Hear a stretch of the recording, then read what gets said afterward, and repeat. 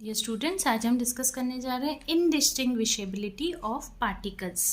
ठीक है, तो सबसे पहली बात, जब हम कंसिडर करते हैं एक मैक्रोस्कोपिक बॉडी को, तो ये बहुत सारे पार्टिकल्स से मिल करके बना हुआ होता है। तो एक्चुअल मोशन जो है इन पार्टिकल्स के और जो स्टडी है इनका म्यूचुअल इंट्रैक्शन का, वो लॉ ऑफ मोशन से पॉसिबल नहीं है। तो इन सिस्टम्स की जो स्टडी है वो स्टैटिस्टिकल मेथड से की जाती है, जिसमें फिजिकल वेरिएबल्स जैसे प्रेशर, टेम्परेचर, वॉल्यूम, एनर्जी, ये सारी चीज़ें यूज़ की जाती है इन पार्टिकल्स के बिहेवियर को रिप्रेजेंट करने के लिए। और ये जो स्टेट होता है वो कहलाता है आपका इक्विलिब्रियम स्टेट। तो पार्टिकल्स के बिहेवियर के आधार पर हम क्या करते हैं, इनको जो स्टैटिस्टिक्स है इनकी, उसको अलग अलग भाग में बांटते हैं। पहला तो है आपका मैक्सवेल बोल्ट्जमैन, या जिसको हम कहते हैं क्लासिकल स्टैटिस्टिक्स। मैक्सवेल बोल्ट्जमैन, या हम लोग इसी को दूसरा नाम इसका क्या देते हैं, क्लासिकल स्टैटिस्टिक्स। ठीक है, और जो इसका दूसरा होता है वो होता है क्वांटम स्टैटिस्टिक।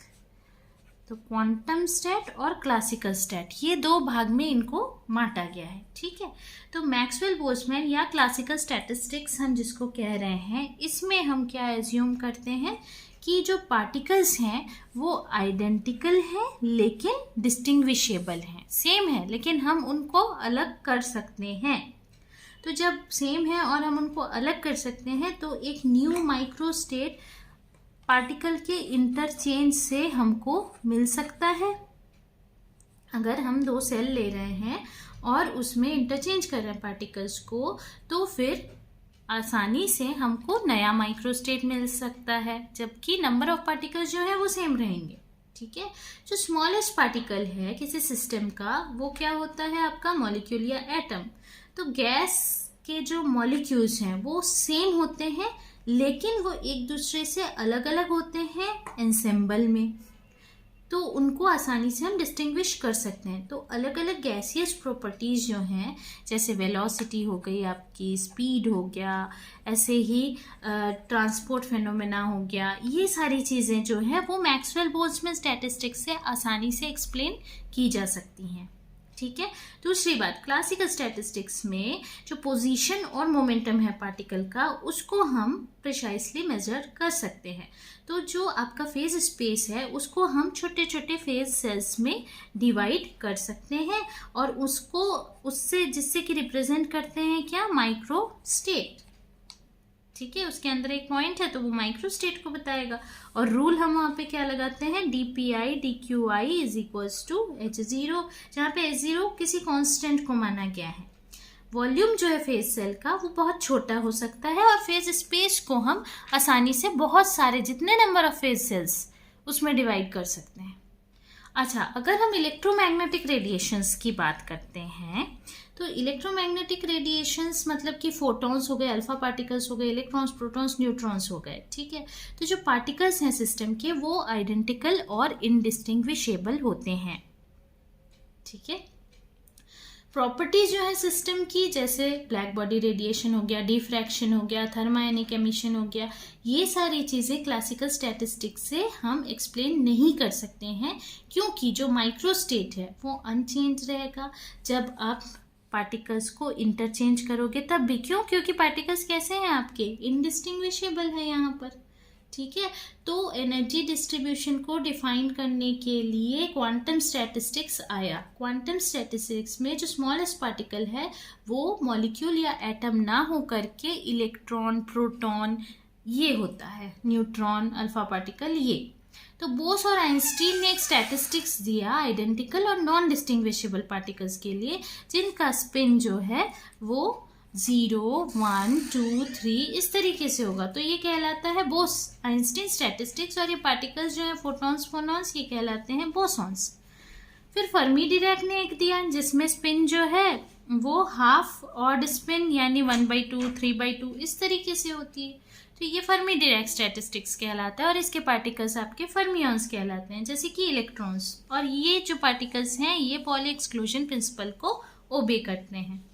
ठीक है, तो क्वांटम स्टैटिस्टिक्स के अलावा जो पोजीशन और मोमेंटम है पार्टिकल की उसको हम आसानी से मेजर कर सकते हैं। हाइजेनबर्ग अनसर्टेनिटी प्रिंसिपल आपका कहता है कि जो प्रोडक्ट है अनसर्टेनिटी, ये तो हम सबको पता है, del x del p, product जो है अनसर्टेनिटी इन पोजीशन मोमेंटम वो ऑर्डर ऑफ एच क्रॉस होती है। तो फिर जो फेज स्पेस है उसको आप डिवाइड कर लो फेज सेल्स में, बहुत सारे फेज सेल्स में आप उसको डिवाइड कर लो। रूल आपको यही वाला लगाना है। ठीक है, तो यहाँ पर इम्पॉसिबल है पार्टिकल्स को डिस्टिंग्विश कर पाना, तो इसीलिए बिहेवियर अगर हमको पढ़ना है आइडेंटिकल पार्टिकल्स का तो उनको ऐसा माना जाएगा कि वो एक एंसेम्बल है इनडिस्टिंग्विशेबल पार्टिकल्स की। तो जो वॉल्यूम है फेज सेल के वो लेस देन h³ होगा। ठीक है, मतलब हम नंबर ऑफ फेज सेल को बढ़ा नहीं सकते हैं यहाँ पर। ठीक है, अब यहाँ पे हम अगर डिवाइड करना चाहें 3, classical, Maxwell Boltzmann, classical statistics जिसको मैक्सवेल बोल्ट्जमैन कहते हैं, और दूसरा फर्मी डिरैक हो गया, तीसरा हो गया बोस-आइंस्टीन। ये तीनों को अगर हम अच्छे से एग्जैक्टली कहना चाहें, डिफ्रेंशिएट करना चाहें कहना चाहिए, तो क्लासिकल स्टैटिस्टिक्स में हम क्या करते हैं, एनर्जी डिस्ट्रीब्यूशन के साथ डील करते हैं पार्टिकल्स के किसी सिस्टम में जिसमें डिस्टिंग्विशेबल पार्टिकल्स होंगे। ठीक है, सॉरी, एक चीज ये हो गया। दूसरा, वॉल्यूम जो है फेज स्पेस का उसको हम छोटे से छोटा रख सकते हैं, इसीलिए नंबर ऑफ फेसेस हम यहाँ पर बढ़ा सकते हैं। कोई भी नंबर ऑफ पार्टिकल्स हो सकता है यहाँ पे। ठीक है, नंबर ऑफ पार्टिकल्स कितना भी हमारे पास हो सकता है। अब पार्टिकल्स यहाँ पे डिस्टिंग्विशेबल है तो न्यू माइक्रोस्टेट आपको मिल जाएगा आसानी से। न्यू माइक्रोस्टेट यहाँ पे मिल जाता है आपको, और एनर्जी लेवल जो है वो आपके कंटिन्यूअस होंगे।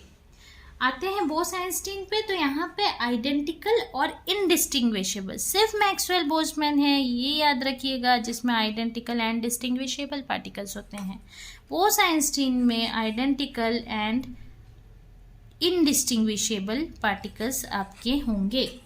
ठीक है, जिनको बोसॉन्स कहते हैं। नंबर ऑफ फेज सेल्स को हम बढ़ा नहीं सकते हैं, तो no new microstate will be obtained, और कोई भी पार्टिकल नंबर ऑफ पार्टिकल्स हो सकता है। ठीक है, नंबर ऑफ फेज सेल को हम बढ़ा नहीं सकते हैं। ठीक है, नो न्यू माइक्रोस्टेट, और एनी नंबर ऑफ पार्टिकल्स।